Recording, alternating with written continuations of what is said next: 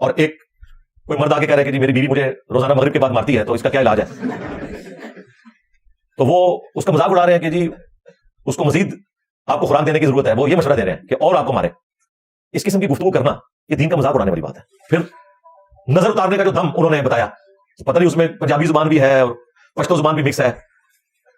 اور سب سے جو مذہب کا خیز چیز ان کے سامنے آئی ہے وہ، چونکہ ہماری قوم آج کل بجلی کے بلوں سے تنگ ہے، تو انہوں نے بجلی کا بل کم کرنے کا طریقہ بتایا کہ آپ نے بجلی کے میٹر پہ ایک مہینے میں 2 دفعہ 15 دن کے وقفے سے زمزم لکھنا ہے. اچھا، زمزم کا جو عربی میں معنی ہے نا وہ یہی ہے کہ ٹھہر جا. تو وہ یہ سمجھتے ہیں کہ اس کے ذریعے کوئی میٹر ٹھہر جائے گا. پرانے میٹر ٹھہر جاتے تھے اگر کوئی شخص اپنی انگلی کے اوپر کوئی میگنیٹ چڑھائے اور وہ جو ڈسک گھوم رہی ہے اس کے اوپر جا کے رکھ دے، میگنیٹ کی وجہ سے اس کی سپیڈ کم ہو جائے گی یا وہ وقتی طور پہ روک دیتے تھے. اس طریقے سے پرانے میٹرز کے اوپر چوری والا معاملہ ہوتا تھا. آج کل کے ڈیجیٹل ہیں بھائی، یہ نہ بزرگان دین کے قابو آتے ہیں نہ یہ اس قسم کے جعلی حربوں کے قابو یہ والے میٹر آتے ہیں. آج کل آپ نے اگر بجلی کا بل کم کرنا ہے تو ایٹ لیسٹ دن کے وقت سولر کے اوپر آپ شفٹ ہو جائے. اب تو اس کی طرف بھی گورنمنٹ کی نظر چلی گئی ہے. پھر بھی خیر وہ سب کچھ کرے تب بھی دن کے وقت تو ایٹ لیسٹ ہم اپنے لوڈ کو سولر پہ شفٹ کر سکتے ہیں. تو یہ طریقہ ہو سکتا ہے. یہ کوئی طریقہ نہیں ہے کہ آپ نے زمزم لکھنا ہے اور اس طریقے سے آپ اپنے بل کو کم کر سکتے ہیں.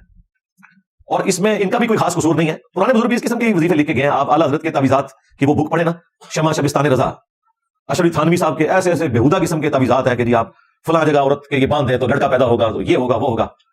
شکر ہے کہ بزرگان دین کے وہ ریفرنسز ابھی پیش نہیں کر رہے ہیں، ورنہ تو آپ لوگوں نے شرمانا ہے جو بزرگان دین کر کے گئے ہیں تعویذات کے نام کے اوپر. ان کا دین سے کوئی لینا دینا نہیں ہے اور نہ اس قسم کے کوئی وظیفے ہیں.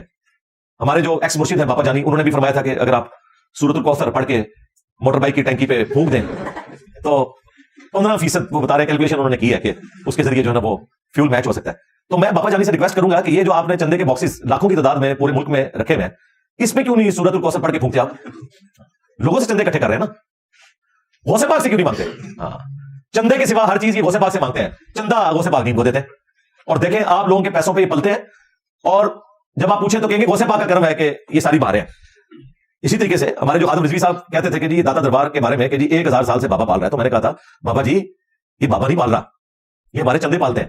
آج آپ چندے بند کر دیں آپ کو صفائی والا بندہ بھی نہیں ملے گا.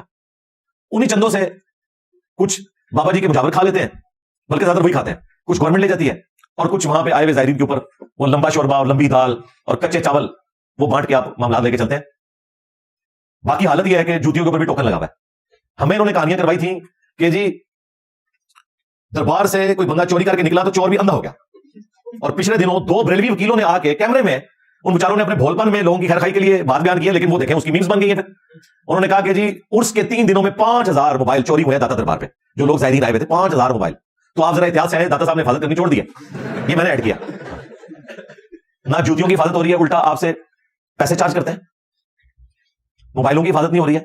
ابھی تو کئی عورتیں جو اغوا ہوئی ہیں وہاں سے، اور باقی جو بدکاری اور نشے کے حوالے سے وہاں پہ ایکٹیویٹیز ہوتی ہیں وہ تو آپ چھوڑ دیں.